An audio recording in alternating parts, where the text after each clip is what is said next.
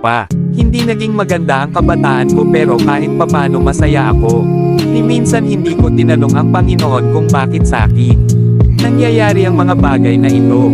May mga pagkakataon sa buhay natin na mapapaisip tayo na galit ba sa atin ang Panginoon.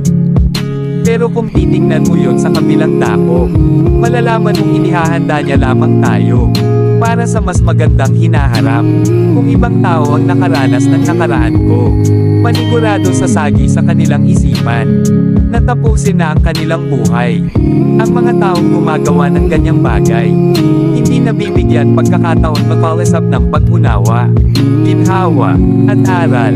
Di hamak na mas maganda mabuhay na mayroong pagtitiis, kesa naman tapusin mo ito dahil ayaw mong makaranas ng hirap sa buhay.